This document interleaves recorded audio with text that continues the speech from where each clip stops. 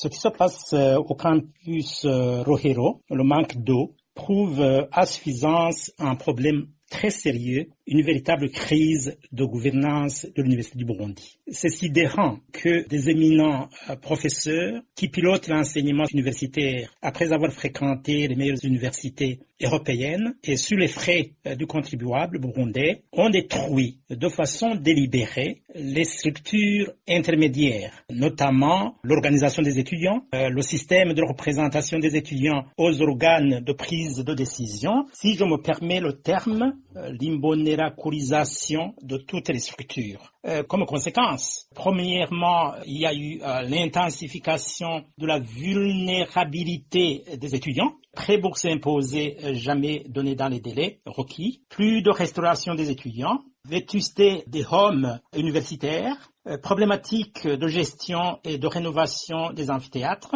etc. À cela s'ajoute le manque d'eau et le grand problème d'hygiène qui risque d'hypothéquer la santé des étudiants. Alors, quelles sont les solutions pour sortir de ce délabrement? D'abord, l'Université du Burundi regorge de compétences qui peuvent contribuer à proposer des solutions urgentes, notamment des conteneurs d'eau, le stockage de l'eau des pluies, la mobilisation des camions-citernes pour approvisionner en urgence l'eau en quantité suffisante à l'ensemble de la communauté universitaire du campus Rohero. Deuxièmement, remettre sur les rails le service de la régie des œuvres universitaires plutôt que de le privatiser, lui doter des ressources humaines compétentes et non des corrompus ou des corrupteurs, afin qu'elles mettent en place des plans de rénovation des immeubles, revoir le système de tuyauterie des artères qui approvisionnent les campus et augmenter la quantité